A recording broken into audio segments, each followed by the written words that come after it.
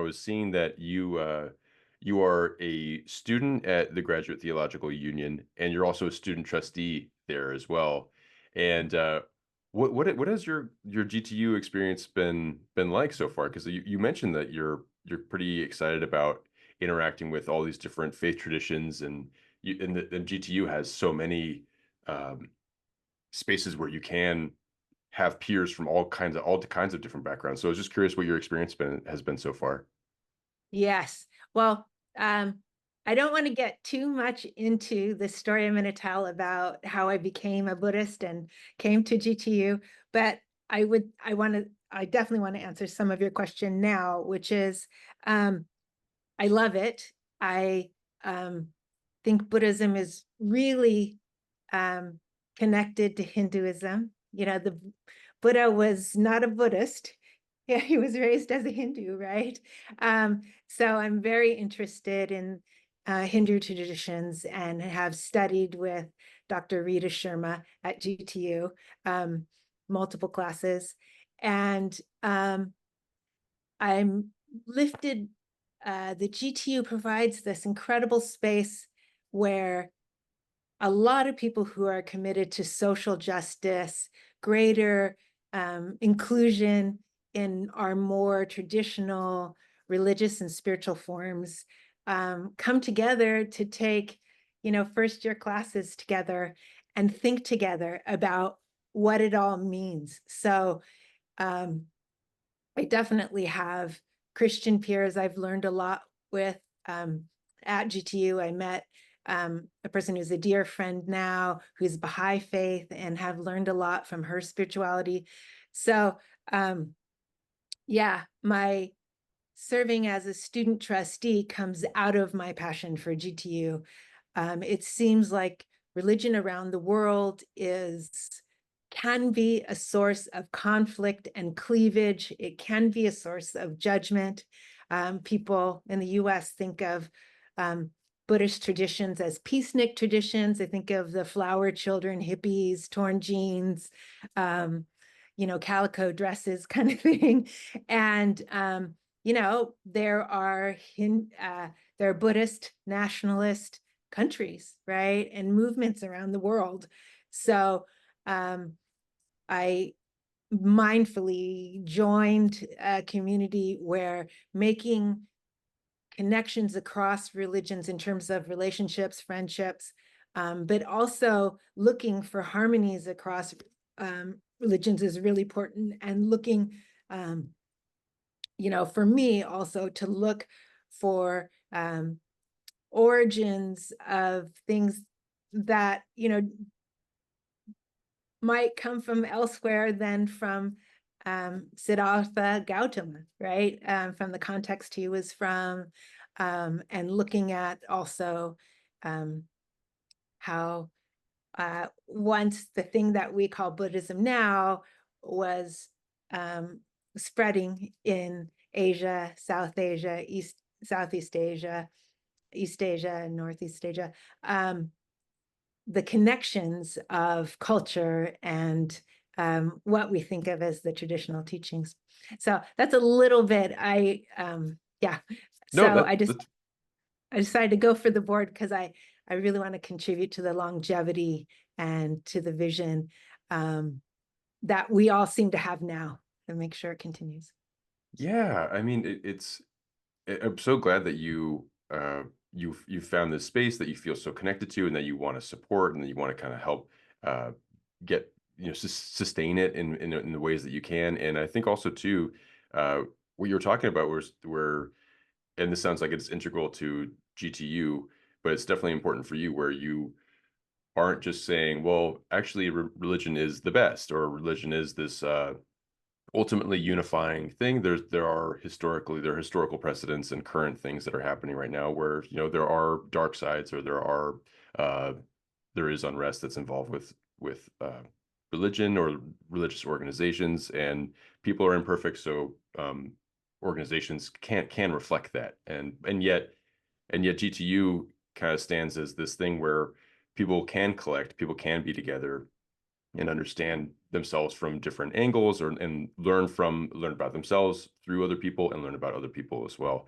And you mentioned that you have a friend that you're drawing some insights from that is a Baha'i faith. I was just curious what, because I don't know a whole lot about Baha'i faith. I've read the Wikipedia, and some of it stuck in, some of it bounced right back out. But I was just curious, like what are you drawing from that relationship? Um, so that person is Raya Hazini. She's just starting her PhD at GTU in the fall. Very dedicated, passionate master's student. I met her at a conference, not at GTU, and we kind of hit it off right away. So her passion, um, her love of people, her open heart is really important. Her message about Baha'i faith and its encouragement for greater gender equity. She said to me that early leaders had said, if you can just afford to educate one child, educate the daughter. And I think that's really radical. It comes from from Persia, from what we call Iran today. Her family are refugees. Her dad was here studying, met her mother. They had a child here, and they were planning in the next year to move back to Iran after the wife had delivered Raya, her mother. And so the grandparents were there. And because the revolution was Shia radical revolution, again, they were afraid to go back and not be practitioners of Shia. Even though Baha'i faith comes from Shia, it's not Islam. So it's kind of a relationship, again, Hinduism and Buddhism. So I've learned all these things from being a friend with her of the last year and a half. And again, we talk a lot. We both have disabilities. So she's one of the people who helped me be open about it. Another peer, Lenny Duncan, also was very open about his learning disabilities. And so that was always something I was trying to cope with on my own individually, my challenges in education, informal education, and also kind of keep at the background. It was the shadow self. I didn't want people, I was worried people would think I couldn't do high level work. So she's younger than me by more than a decade, but again, she's mentors me in a way also. So Wow. What a special relationship, and I'm so glad that you two have met each other, and that you're learning so much about Baha'i faith and like a tradition, seeing that interconnectedness of different how Hinduism, Buddhism, and there's this kind of web, so to speak, of influence that's going on, but also too you have this you feel kind of seen by your friend and by some other students at GTU. So I'm really glad that you have those relationships, and that it kind of fosters that it has this GTU can have that space for everyone. And yeah, so I did was curious about, like, for your own spiritual journey. I mean, did this, it sounds like it's something that you still you're active in, and that you can allow influence to come in and as you learn more about different traditions. But I mean, was Buddhism always the thing that was a part of your life, or was that something, did you grow up in it, or is it something that you kind of found later? again, I think this is the most interesting part of my story today. I don't know, but I now I'll give you identity context for my path to Buddhism. So I was raised in a lapsed Catholic family.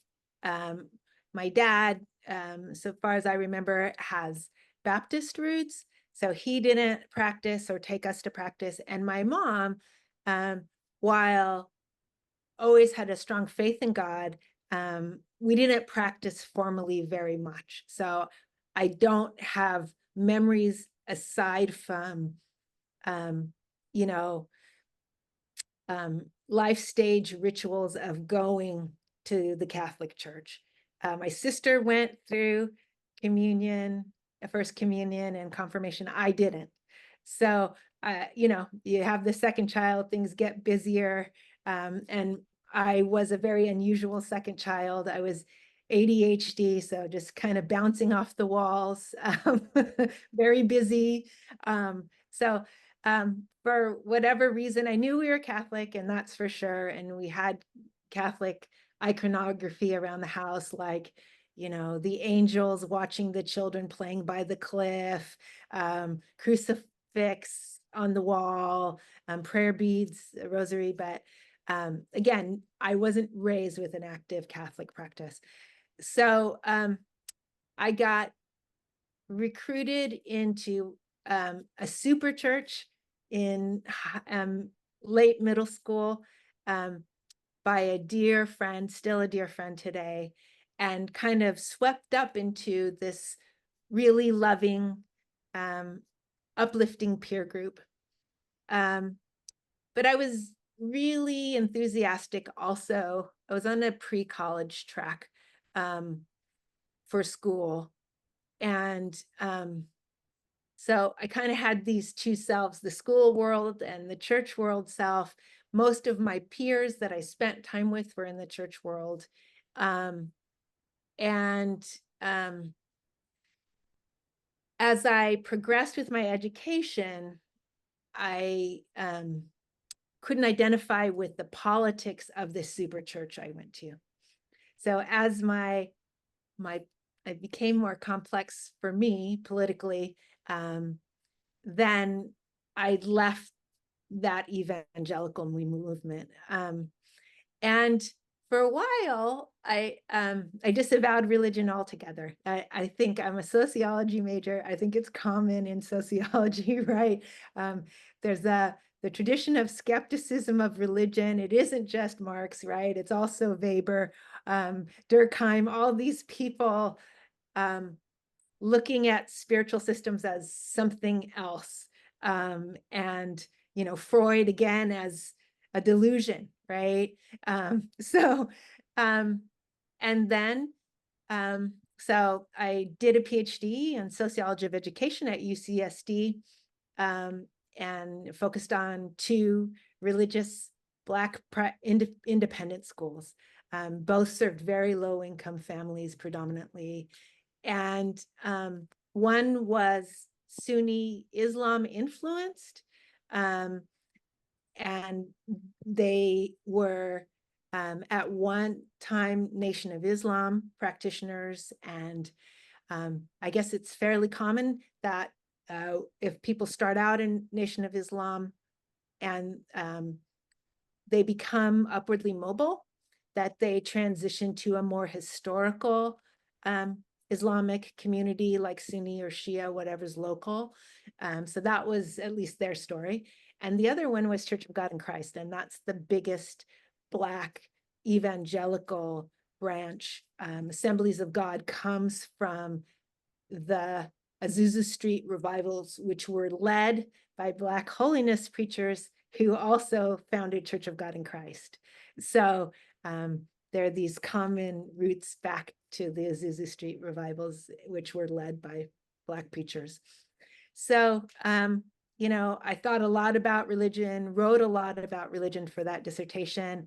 And I was really passionate about youth work at that time and creating opportunity. I'm radically upwardly mobile through my education. My sister was the first person. So neither of my parents had a high school diploma. So my mom left school at middle school, was forced to work. That's a story to come in just a little bit. Yeah, I went straight to outreach. educational excellence and gateway programs to universities and colleges. And I did that as a career. I was young. My staff was really young. So I'd have, 200 kids in the dorms at a university or college in the summer. And unfortunately, I got burned out. It was a time when that funding started to decline, when things like affirmative action fell in California. And, you know, there was kind of a growing critique, I think also rationalization by many schools that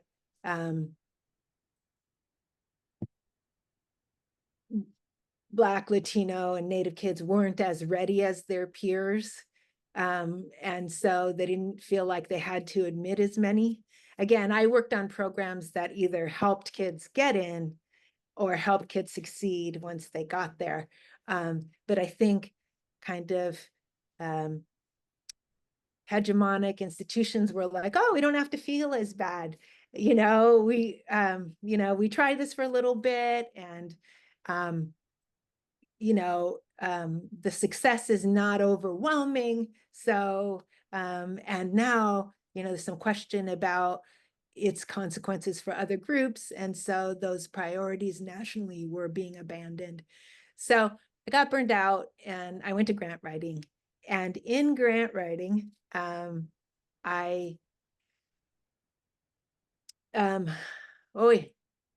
was before grant writing, actually. It was still youth development leadership, and it was a lot of hours, and it was high pressure, high expectation, and I have young staff, and things would happen like when you serve first generation kids, BIPOC, Black, Indigenous, and other groups of color, first generation kids, tragedies happen. They live with their grandparents, their grandmother, and the grandmother passes, and then the aunts and uncles all want to sell the house, and that makes the student homeless. Or at home on the weekend, the best friend got shot in gang activity, and it was, a mistaken identity. So it was very hard for me emotionally, but also I had a young staff. They were college students themselves, and a few years older than the students that we were serving. And so I was just like, oh, I can't keep going with this. I was really stressed out. So I started doing basic yoga on a videotape at home. I started again this individual and private practice. And then I transitioned to grant development. And again, I started to go to actual classes at the university. And I had a Hatha teacher. Her name was Shiva. I can't remember Shiva's last name. But it wasn't just a workout. It was a spirituality for her. So she was a real teacher, not just of body poses and alignments, but of, contemplation, of mindfulness, what we call mindfulness, being here now, being fully in your body. And I was just like, let me find out some more about where this tradition comes from. And so I have this very, maybe not unusual, but this very idiosyncratic path to Buddhism, which, involves popular media. For instance, sometime during this time period, I remember just seeing a little bit of a movie, and there was a flash of the young Dalai Lama, and he was being taught, and he was, being asked questions, and he was supposed to respond. And he said, I believe, again, this is Kundun Scorsese 1997 film, the source of suffering is the self. And again, in Vajrayana Buddhism, this is a Vajra moment, right? A lightning moment, an insight moment, from the tradition I'm more acquainted with, insight meditation, where I was like, I heard that just struck me. Again, I wasn't spiritually seeking. I was like, oh, the self has a lot to do with suffering. I just remember, kind of germinating with that thought. So again, like, in Shavasana and yoga, again, I'm just like, wow, I feel better. I feel calmer, this intense concentration, and then focusing on relaxation after is better. Let me find out some more about Buddhism. And another popular media piece along the way was the Buddha. It was a PBS 2010, I think, documentary about Buddhism. Again, this idea of transmission and where transmission happens, right? When I was a first-year PhD student at GTU, I read an article, and it was talking about transmission coming in teaching Buddhism, even if one is not a practicing Buddhist, right? Because if you're doing a good job with teaching what the actual message is, there will be people who are ready for that message and will hear it, even if it's a completely, as it were, secular environment. It's a public university. So again, I remember watching that documentary and again, just deeply resonating with the story of the Buddha, the profound suffering of the Buddha, Gautama Siddhartha, losing his mom shortly after birth. Not so much with having lived a life of privilege and indulgence, because I came from a low-income household, but just that being a seeker and wanting to find an end to suffering. So I started to study on my own. Somebody sent me a talk by Jack Kornfield at Insight Meditation. And again, then I went deep. I listened to a lot of Jack Kornfield talks. I also, here's my connection to Hinduism. Also a lot of Richard Alpert's, Ram Dass's talks. And again, they just resonated with me. I think in part they resonated with me because particularly insight meditation, because Jack Kornfield emphasizes both therapeutics and Buddhism to heal. And I, at that time, had undiagnosed PTSD and panic disorder. And I had gone the medical route. I was taking sertraline. I was clenching. I wasn't taking it for the panics or the stressor that I was taking it because I was taking like 14 ibuprofen a day because I would be clenching when I slept, and the teeth pain was so unbearable. And the doctor's like, look, your kidney numbers are not good. Like, what are you doing? And I was like, well, I do take a lot of ibuprofen every day. He's like, stop that. And then I was just like, what is there? I don't want to go on opioids for this. And then I was just like, okay, I'm an anxious person. Let me try an anxiety med. And it helped right away.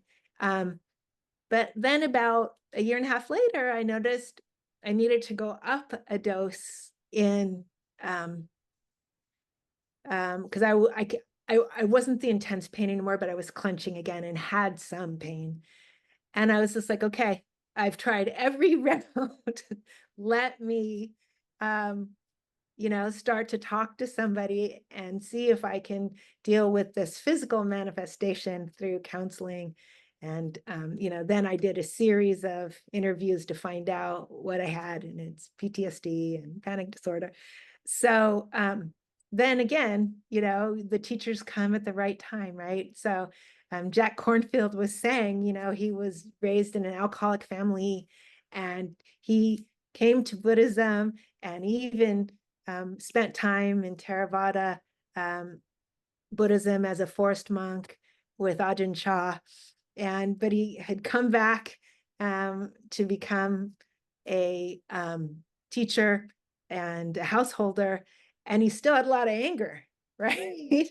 And that he needed to work on that. And so again, I was just like, right, I'm doing that. Like, this is all makes a lot of sense. Um, and um, so so still I have this practice. Another early influence, I haven't said, I have a wonderful friend who is, her families are immigrants to Canada from Chennai, but she's born and raised in British Columbia. And so when I wasn't spiritual, but I, spent a lot of time with she and her family, I really found them to be super honorable, loving. They were an immigrant family like me. Often, I think immigrant families have really strong bonds with their children. That was certainly her parents. They were living for she and her sister, and trying to give them every opportunity to be successful. And they were loving. And for my mom, it was, she'd had, my mom is German speaking Czech, and she was a refugee at the end of the Second World War. About 3 million people were boxcar evacuated out of what became the Eastern Bloc into Germany and Austria. So again, no toilets, shove people in boxcars and take them somewhere else. No one wanted their German ethnics. So she just wanted us to have holistically a better life. She was happy to leave Germany and come to the US with my dad, a Black serviceman. So I have descendant of enslaved peoples in my dad's side and war refugee on my mother's side.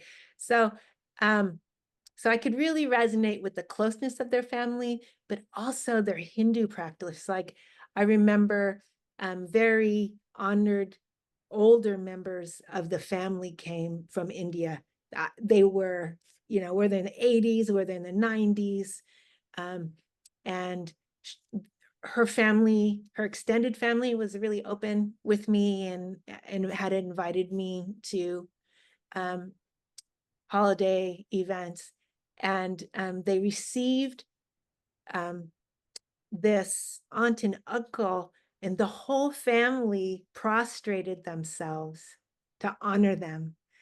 And again, my evangelical background would have said, this is evil.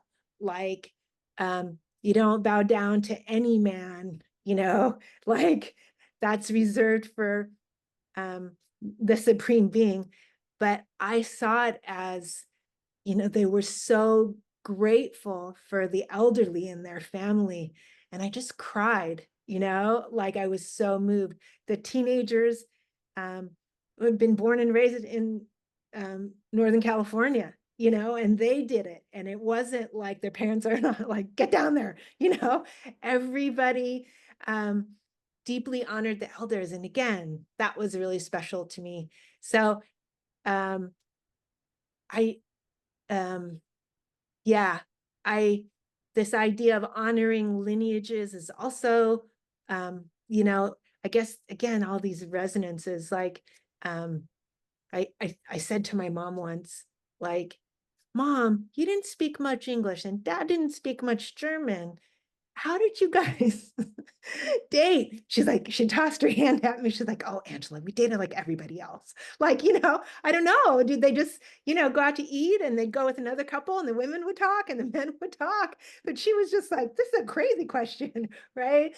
And so, but I think there's something about at least the Black culture I grew up with and the Germanic, the Teutonic culture I grew up with, and that seemed to be the mothers of my friends that had German mothers growing up around army bases. Just like German moms are no joke. And I think that kind of, you got to do the right thing kind of thing is a Black American thing and a German thing. So again, this kind of honoring the people who kind of came before you, who are older than you and all they've gone through, also deeply resonated with me. So fast forward. So I have all this exposure. I start listening to more, not just Jack Kornfield, but additional insight teachers and Ram Dass. And I'm like, okay. And I'm in the Bay. That's another context. By that time, I'm in the Bay. And I'm like, I've never practiced a group practice, but I think I want to. I think that I haven't done it since high school. And as a spiritual system, and I think I want to. So I started looking at Insight Meditation and Spirit Rock at their calendar. And coming from the East Bay, driving a car, it's very hard to get to morning sessions, like the women's morning session, for instance, in time, with Bay Area traffic on the 880 heading to the bridge. And then also the evening sessions, right? Like they start, maybe it had to be fall, but start at like 7, when are you going to get on go east, like at 3? I mean, go west at like 3 before the traffic hits. And, Marin is beautiful, but I find it at least towny part of Marin is a little racially alienating. Not that I'm a Black of mixed origins. I have a white European parent, but I don't need to see Black people everywhere I go. But if I don't see other groups of color, then I'm just kind of like, oh, what's going to happen here? Especially since, Trump. So this is after while Trump is in office. And so yeah, when I go over there, I would see a few Latinos who were in service capacity, not that much, not many Asian Americans. Again, just super, at least my experience, super white space. So to spend hours and hours there before I get together with my people is like, I don't know. So all of a sudden on the calendar, I noticed this national meeting for Black Buddhists. And I was like, holy cow, a national meeting, Black Buddhists, I've got to go. And so I signed up and went. And, I was thinking, okay, I don't know who these people are going to be, but I've got to meet them. And, were there going to be a lot of Blacks of mixed origin like me? Were there going to be, suits and ties and dresses, kind of African Americans? Like, who else is on this path, kind of thing, And I found all kinds of shades of Blackness there, all kinds of dress styles, and all types of Buddhist traditions, Vajrayana, Mahayana, Theravadan. It was this really incredibly uplifting and identity affirming experience. We started out each day with African drum. And I was like, no way. Like, we can do this. Like, yes, because again, the Buddhism I had encountered online was quiet and reflective, and I don't even ever remember hearing people sing. So, but in my evangelical experience, singing was very important, song service, and definitely the Black spiritual experience that I've had, song service is really important. So I was just like, no way. And then we talked about, again, honoring the elders, honoring those had passed, um, um, acknowledging that we're the descendants of people who survived enslavement, right? Talking about intergenerational trauma now. And that was so uplifting for me and so affirming. Then I was like, okay, so I've gone to this national meeting. I want to know who these people are. And so because I have a PhD in sociology, I got on the Berkeley website and started looking through the libraries.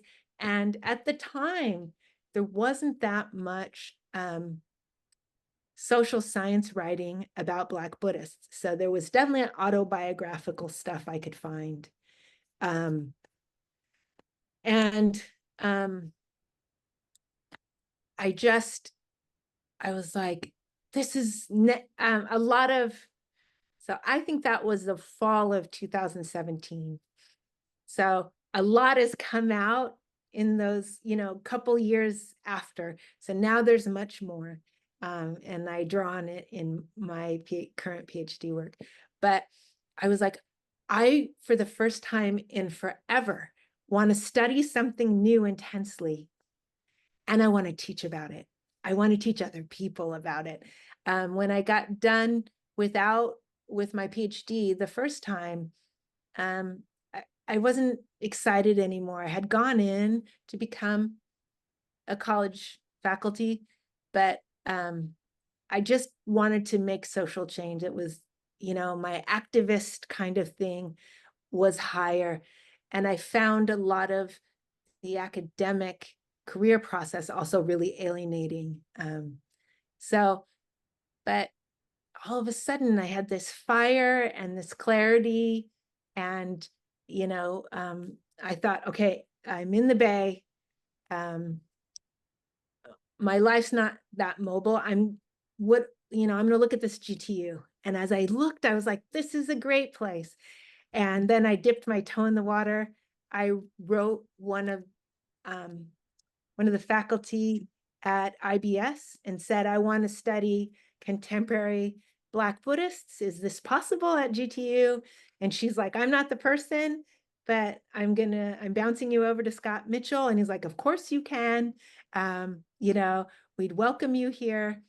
So I applied and got in, and that was the first year of COVID, unfortunately. And I was like, oh, online, no way. And, again, the context of COVID, back in the day, we thought maybe we'd have shots quickly, right? So, you know, but of course it was not just rolling out. And again, there were multiple, a blessing, a miracle that we didn't talk about, but there were multiple effective versions that from this new approach that were close to being ready. But our medical practitioners, our emergency practitioners got them first. It's like, I got mine in the spring again. And then I thought we still weren't having classes in the fall. I assume that's 2021 in the fall. But I was like, oh, I've got to get started. I'm too delayed. I haven't let go of this dream and this passion. And so I started online, and I've loved it ever since. And I also, before COVID, as a result of the National Black Buddhist Meeting, I started to go to East Bay meditation. It's a, I think of it as a Buddhist ecumenical space. Key teachers, some are Mahayana trained. Quite a few of the teachers are trained and certified by, in the offshoot of Theravada through insight meditation. There are definitely some teachers, at least who come through, who are also in the Zen tradition. So, and Vajrayana also.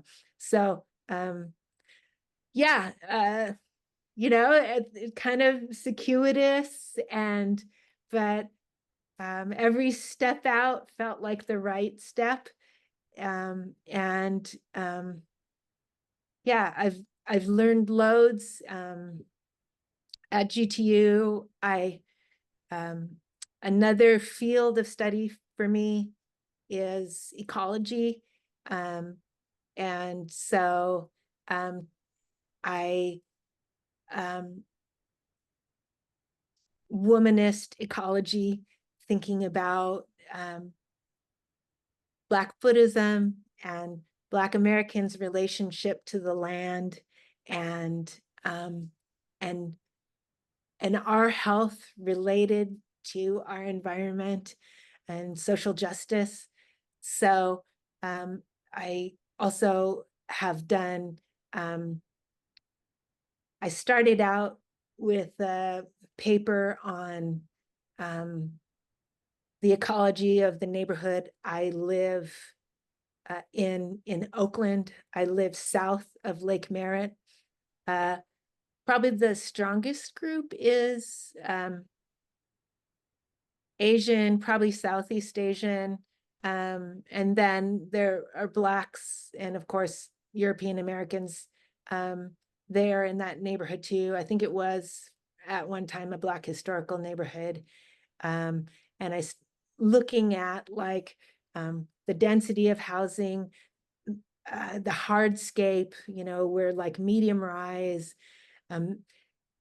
people park brick and cement their yards for parking, because parking is for the medium rise apartment buildings, the 2 and 3 floor buildings, there's not enough parking. So it's very hot in the summer, and then we're sandwiched between the 580 and the 880, and the air quality. I did research on the air quality, and there's not many green spaces, and that the 580 is like the Great Wall of white privilege, cutting us off from the neighborhoods that have loads of parks and loads of green space in their yards and just random green bands, right?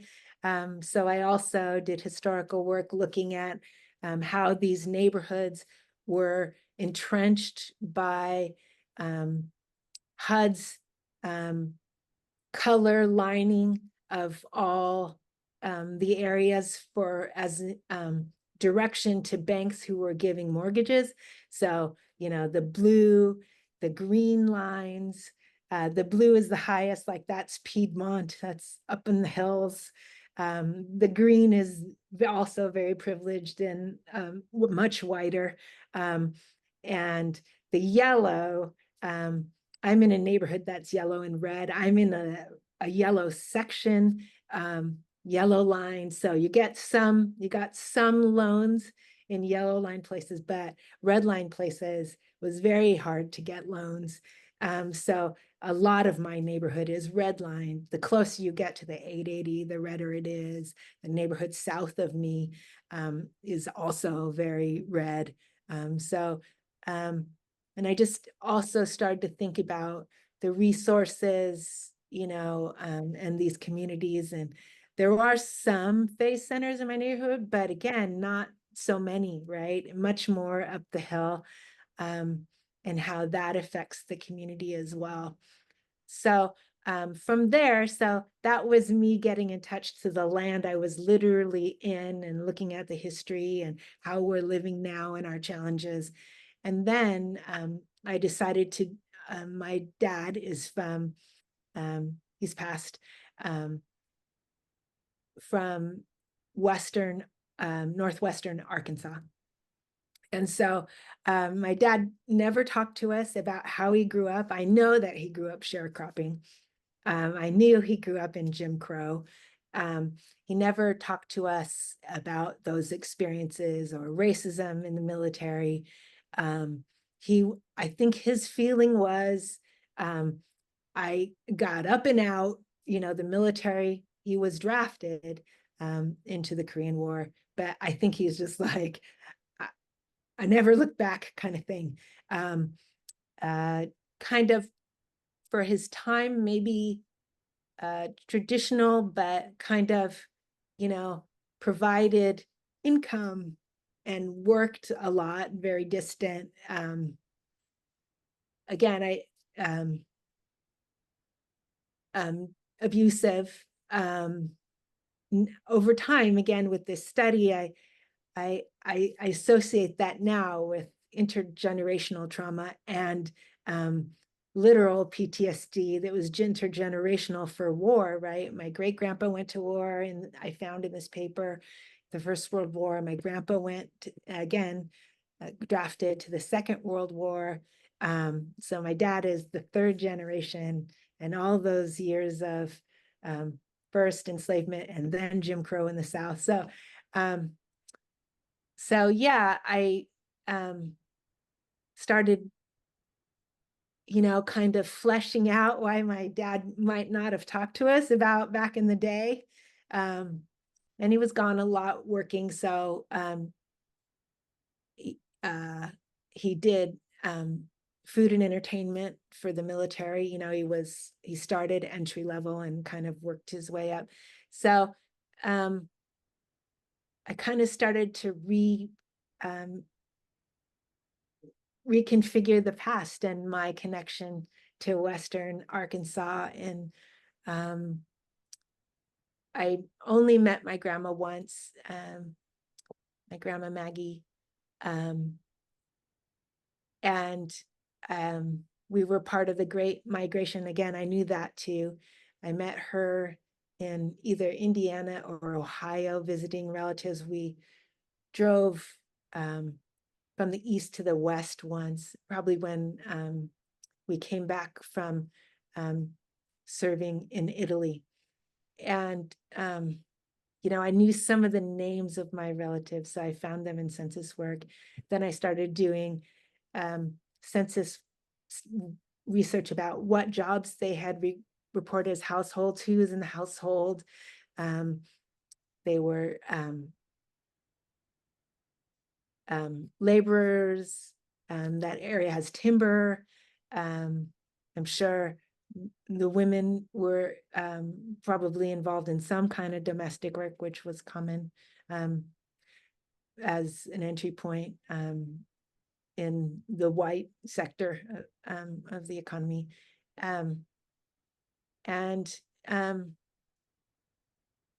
I started to see, like, again, another thing my dad never talked to us about is a relationship to the land. Did my dad know how to hunt? Probably.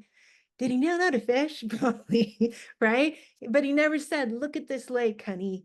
When I grew up, I caught fish for my family, 3 or 4 times a week, or, there's a deer and this is what I know about deer,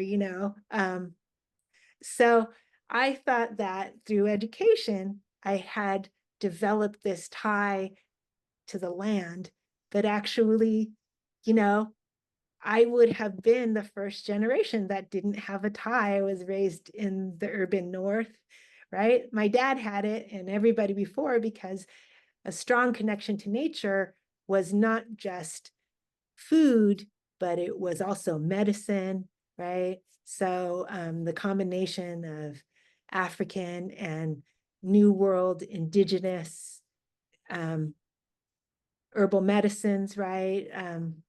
so that Black Americans practiced, when they got here, they needed help, and they consulted with Native Americans about which plants were good for which things. So all of a sudden I was like, this is a family way. And that was a really moving insight, and helps underscore my ecofeminism. And of course, with my Buddhism, um, uh, another resonance with me in Buddhism was that, the Buddha, Siddhartha Gautama, comes to his enlightenment outdoors. Again, this is, part of the Hindu tradition. Renunciants, went outdoors. But he came to enlightenment under a tree. I love trees. And he made his final stand for his insight by touching the ground, his mudra, right? Mother Earth, connection to the earth was his final response to Mara, like, I'm not bothering with you. I know what I know. And so that's also an important part of my connection with Buddhism, and the connection with all living beings. Again, in the Protestant Bible, I remember reading that God had given humans dominion over the over nature, and and that's not in the Hebrew Bible. That's not the only translation for that, right? A steward is someone who's has a different responsibility than someone who's the boss of, the top of. And so this idea that we're all in it together, that all beings are trying to avoid suffering and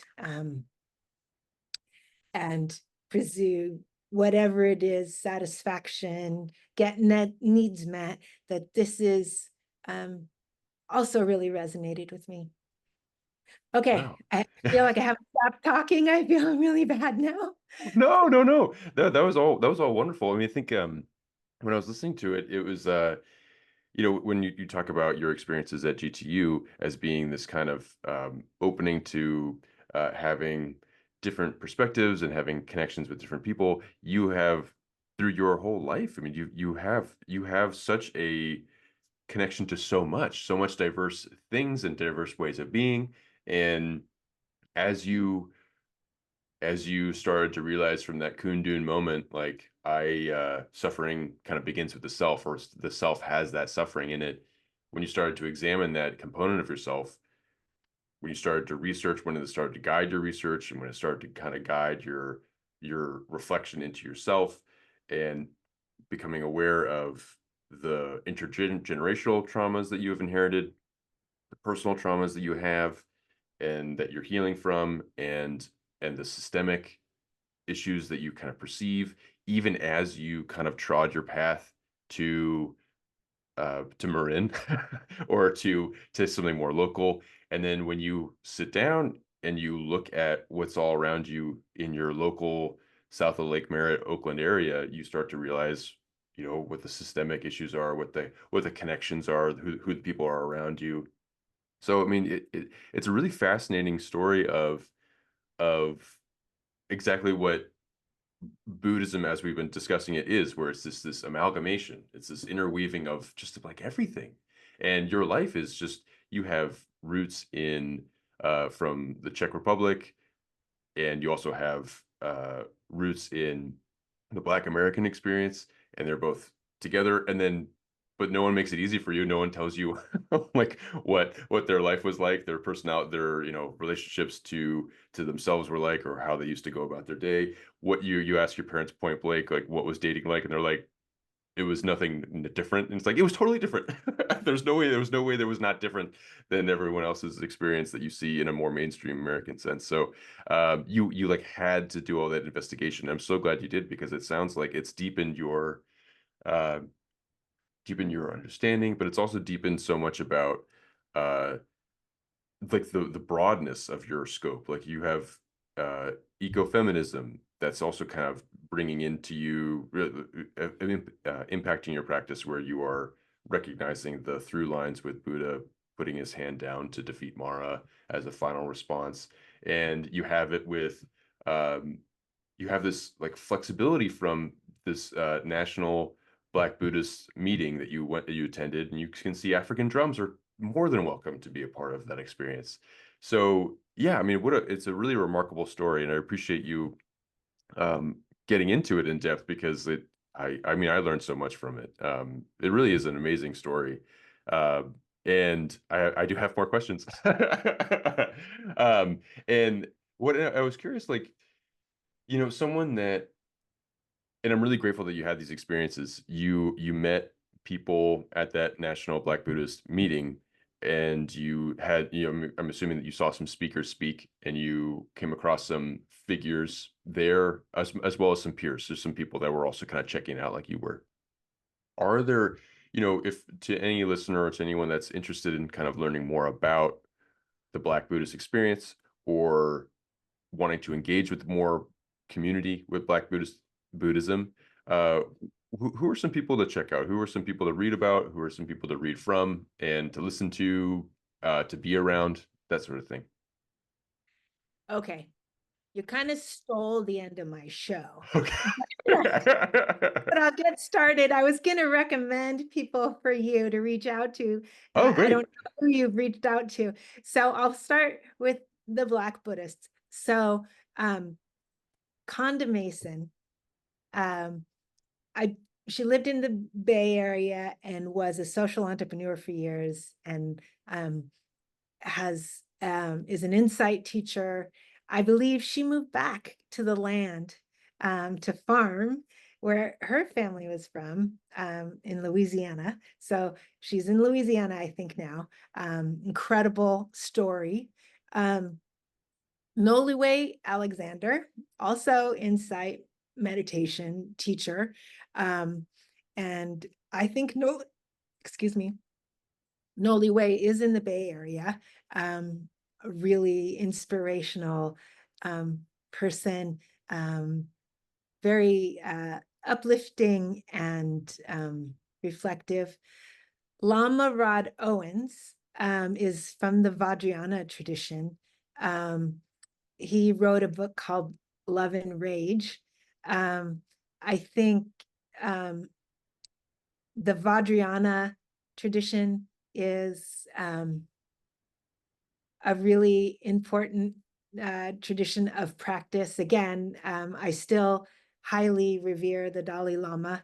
I've seen him speak a number of times. And his, when I came across his book, I was like, Love and Rage. It's like, yes, right? For the Black Buddhist in the 21st century, still so much police brutality against Black women and men, right? You can go to the store to buy a pack of cigarettes and get choked out in broad daylight, right? Or you get pulled over for a traffic stop, or you're running at night and there's a construction site and you get a drink of water and vigilantes kill you. So rage, right? Let's get real. I mean, I since white supremacists have been more vocal and more comfortable acting on violently on their ideologies. I'm concerned for my husband. I'm concerned for my nephew. It's just like, don't go out to the country. I love the land, but it's like, don't go out alone. Like, I need you. My feelings. So, yeah, I think that's a really great book for sexuality, for masculinity, other forms of gender, for Blackness, for sure. And then another person in the Black tradition that is in the Zen tradition is Angel Kyoto Williams. She and Lama Owens, and one more person, her name escapes me right now. I'll look for it if you have another question, wrote a really important book. Let me see if I can conjure the title. Jasmine Yes, go ahead, Jasmine. Sedula. Yeah, Yeah. Radical Dharma. I think that's a really important book for people who are interested in Black Buddhism. So yeah, I definitely, I have learned loads from all of those people. So as I started to, look for more insight meditation talks, all of those people have been part of it, and then some of their writings. Yeah, I'm definitely familiar with a few of the people that you mentioned, and I will say that researching into them, looking into maybe potentially having them on here would be amazing. I do think that they are in demand. Like they are. They're cool. They're very popular, and I think like my lowly podcast is just brand new, so we'll see about that. But I will reach out, and I've been following Lama Rod Owens because you through class you put me on you put him on my radar, and I've been following him on Instagram, and I think he has an upcoming co-panel with Angela Davis coming up, or something That's like it. that. Insight meditation. Yeah. Yeah, which is like, wow, this is a Yeah. huge, and that's supposed to have happened 4 days after the election this year. So, Yeah. depending on how things go, I mean, that would be a really, I'd imagine, very powerful thing to attend and to have. And I'm just really glad that that's a resource that's happening. Um, yeah, and then I was curious too if Zenju Earthlyn Manuel, do you know about Ah, yeah, yeah. incredible. Right. I didn't mention her, but absolutely. Um, her concept of, the importance of oneness, but also oneness not erasing our differences. The Way of Tenderness is a great book, and I teach it. And every time I read it, whether for, parts of it for a paper or in teaching parts of it, there's something profound there. She's again in the Mahayana, in the Zen tradition. Mhm. Very important contributor. And she wrote a book, The Shamanic Bones of Zen, or I think this is called like the Shamanic Bones. I think that's what it's called. And she basically talks about like weaving in some ancestral practices and some ancestral approaches, uh, Black and I think also Indigenous American approaches into her work. And yeah, no, that's an amazing book. And yeah, so I'm glad that that you have these uh, authors and figures that are kind of inspiring, these people that you continue to learn from. And then you also mentioned that you're involved with the East Bay Meditation Center, and I've looked into their programs, and I remember discussing the center with you, and they just seem like they have diversity and equity and everything at the very forefront. The very forefront. It's like that is embedded within almost the title of the organization, and it is something that is a space for everyone, and then has spaces for everyone. Like people that have sensitivities, or they have Chemical they sensitivities. Yeah. chemical sensitivities, yeah, and then they have whether it's their whatever their background, there's a space or a sangha that can be like a sub sangha where they can all be seen and have their uh, Affinity groups. unity Absolutely. groups. Yeah, and Yes. so when now that we're more in person these days in 2024, I mean, like, what is being? Do you attend East Bay Meditation in person, and what has been going to this sort of center been like for you, walking into it as in a in-person way? Yeah. I confess I'm errant. Before COVID, I attended weekly whenever I was in town. At that time, I was doing a lot of care for my mother and flying back and forth from Washington, my elderly mother. Since COVID, it took them a while to practice in person again. So I just got wrapped up in school. And so I need to, this is my Catholic formative years, my confessional. I need to get back to an in-person practice. It's so uplifting to practice. I will go to the people of color, the BIPOC night, Thursday nights.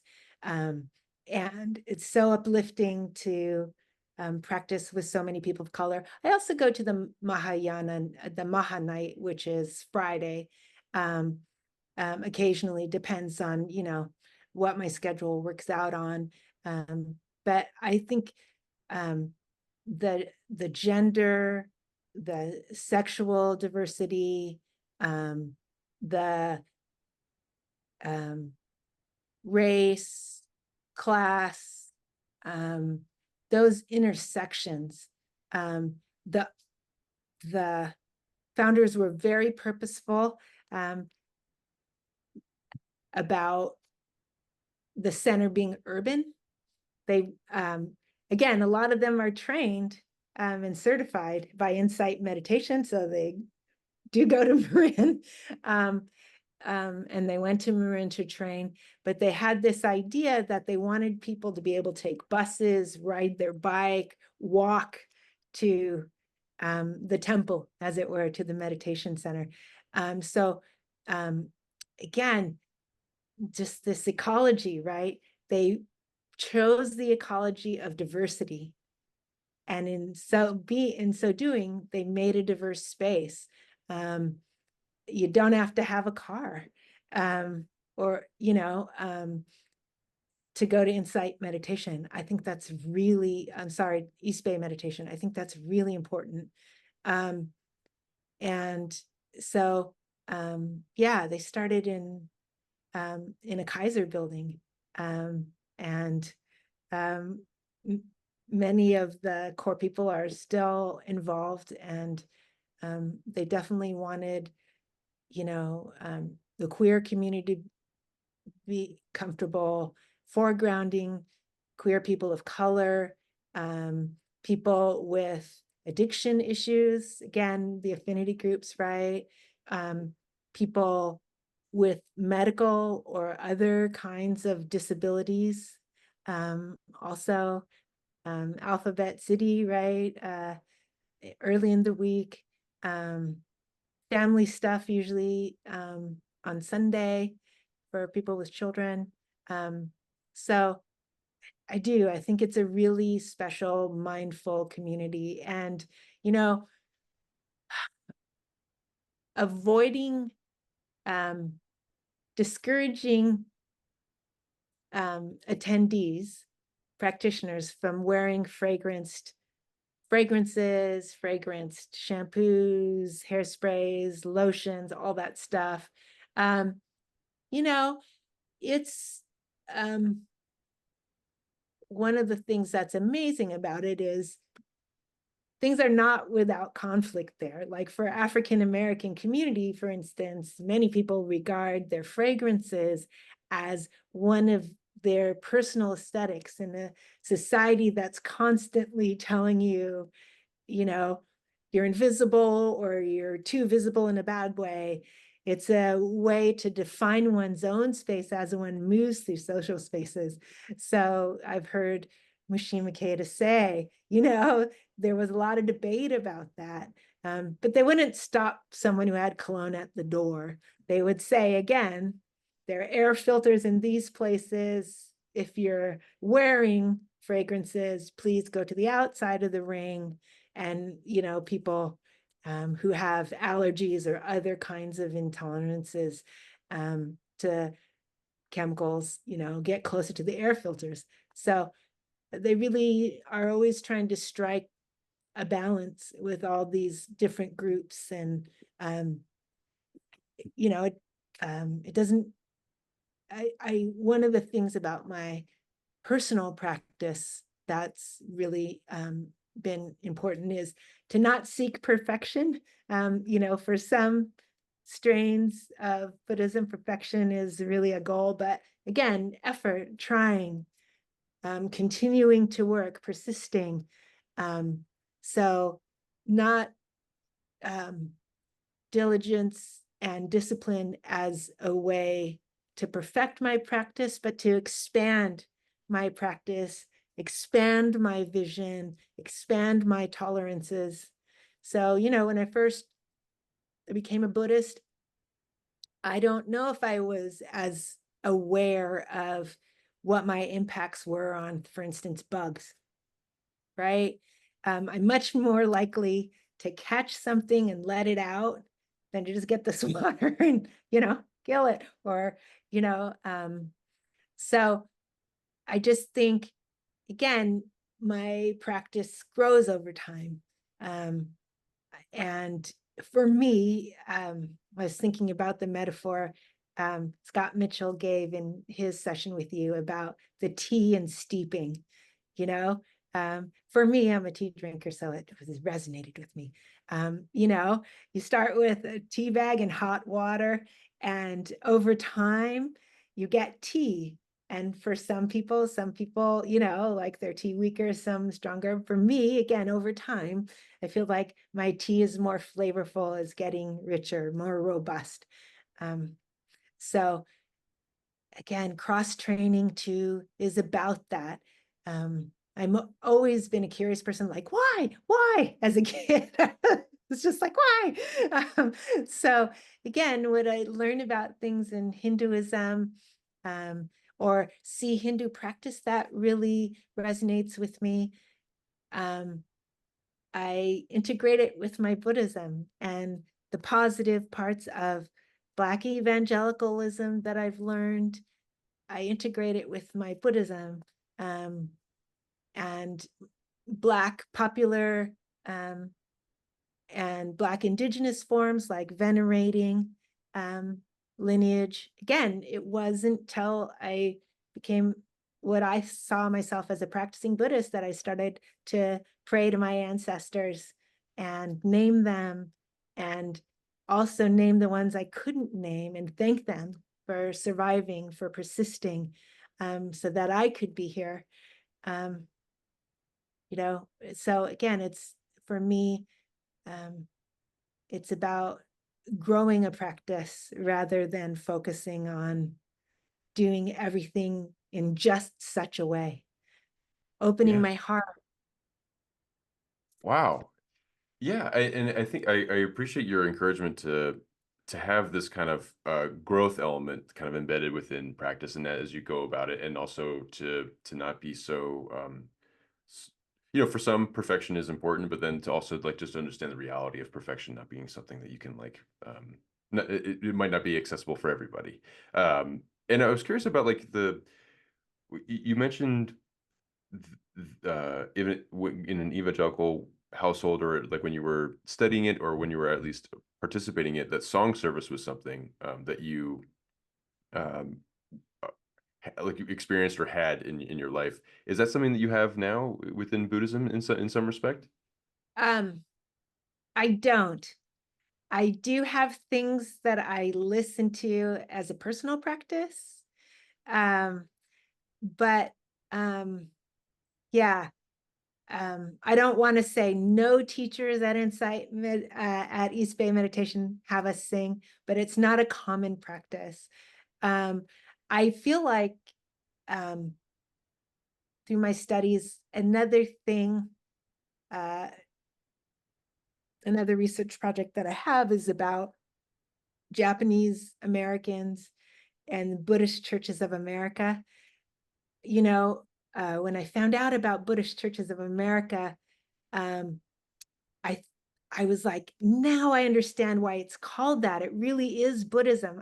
There's a Buddhist Church of America in Tacoma, Washington, where I grew up, and I looked it up and I went by it. Once I had a Buddhist identity, going home to see my family, and I was like, I don't think this is real, because it's a church and not a temple. another meditation center. And so it's that, so Buddhist Churches of America, IBS is a divinity school for them, and certifies and does gets chaplains ready in that tradition. And so I was just like, oh, they named themselves that in a time of intense white supremacy, exclusion, and to make themselves safer, so that white Americans would be like, oh, it's a church, Buddhist and church, the sitting on pews, the song service, that these are residences they made to be safer during American apartheid. And I was just like, I have profound regard for the Buddhist Churches of America and their fortitude, their lineages, bearing up during mass incarceration and vigilantism and exclusion when they couldn't bring family members, when they couldn't naturalize, though they had children that were born here. I think it's a really important faith tradition in America that teaches us about not just resilience, but about that America hasn't historically been that tolerant of religious freedoms, even though it's in the Bill of Rights. So how did I get here? I forget what we were talking Well, about. yeah, we were talking about song service and like maybe gatas. It was maybe Yeah. yeah. So, as I have traveled and noticed that chanting and singing is a greater part of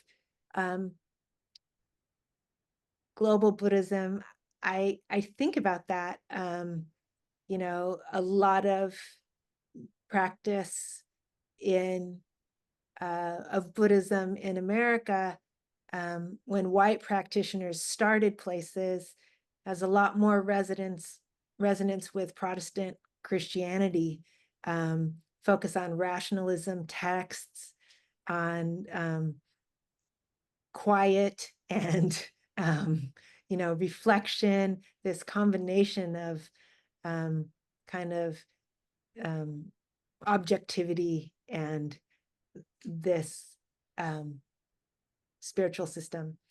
So yeah, I feel like also with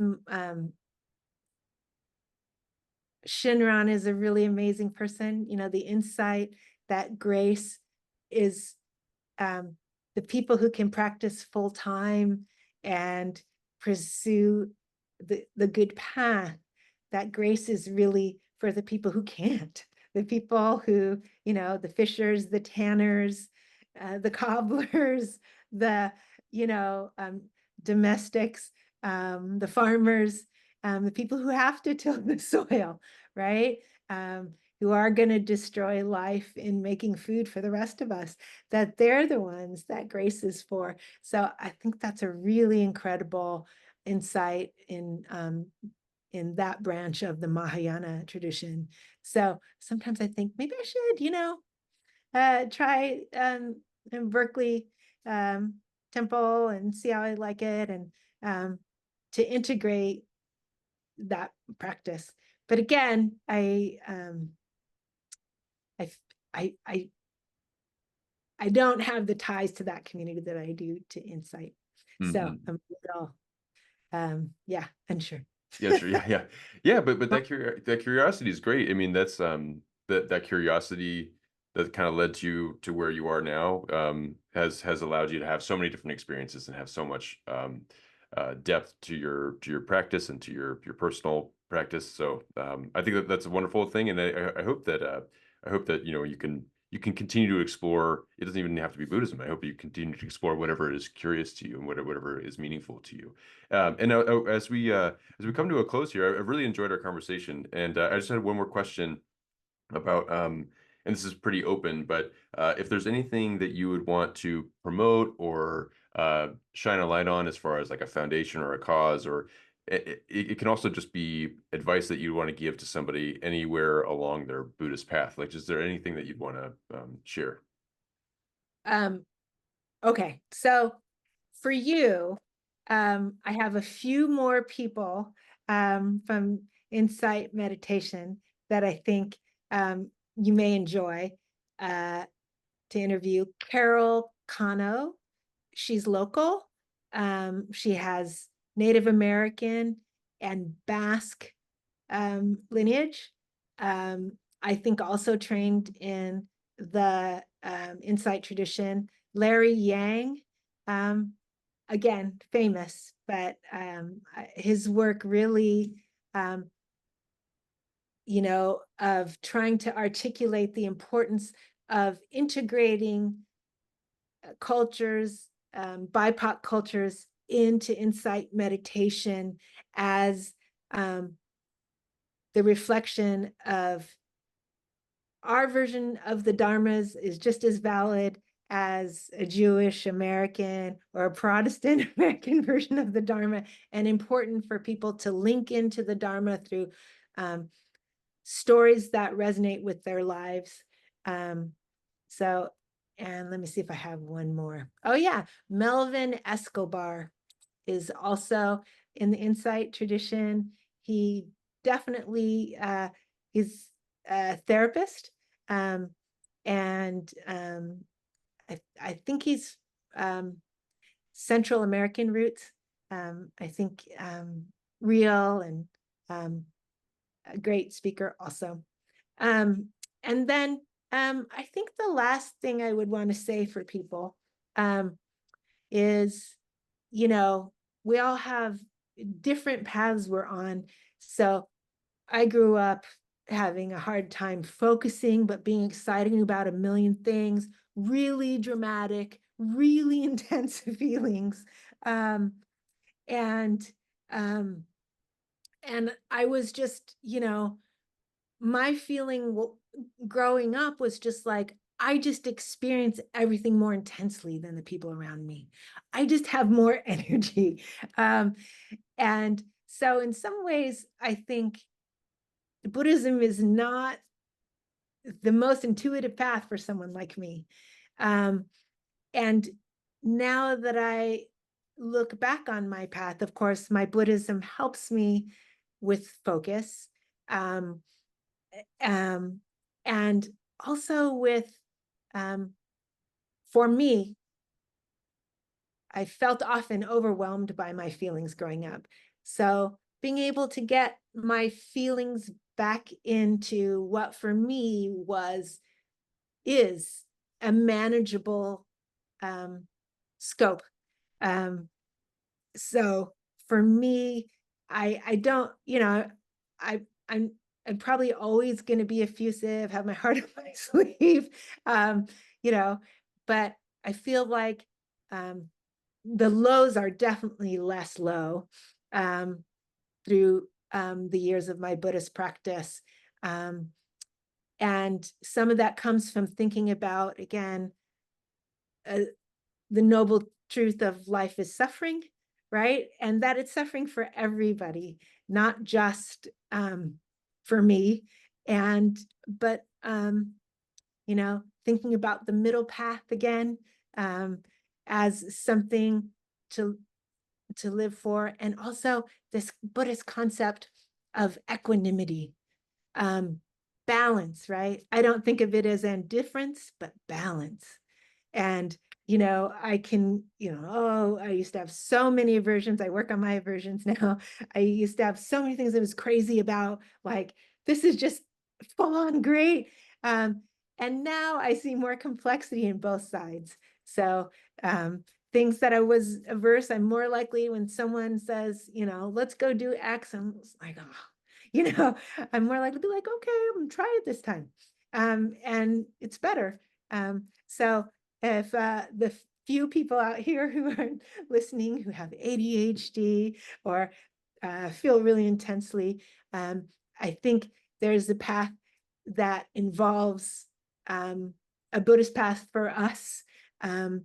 And without giving up who we are at our core, keeping the energy, keeping the passion, but also, again, developing equanimity. Yeah, that's wonderful. Thank you. Thank you for sharing that. I think something that you said, I mean, you said a lot of wonderful things, but the one thing that particularly resonates is just like remembering that it's not just suffering for yourself that Buddhism kind of speaks to. It's like life is suffering. Like people, like just people that don't do Buddhism, don't even think about spiritual life, don't think about whatever it is, or do, or are fully enmeshed in whatever path they are on. Life is suffering, and like, just walking into the world remembering that, and then also um having the courage, having the access, having the luck, the fortune of being able to walk a path of anything to help yourself is really valuable. And I really appreciate how you kind of made sure that people know that there's a space for anybody on this, on with Buddhism. Angela, thank you so much for speaking with me today. I really do appreciate you taking time while you're in Portugal, while you're in Lisbon, and I hope you have a wonderful rest of your trip. And I look forward to checking in with you again soon. Yes, I honor you, Vincent. I think this is a lovely podcast, and so many of your questions are deeply engage the speaker in their passions. And thank you for the patience to hear me tell my meandering long story. This was a really lovely experience. Oh, great. And No. Mhm. forward to seeing you in the Bay again. Absolutely, absolutely. And this podcast was absolutely the space for you to tell your story. So thank you for telling it, and for sharing so much of yourself. But yeah, I look forward to speaking with you soon, and have a great rest of your trip. We'll see you soon.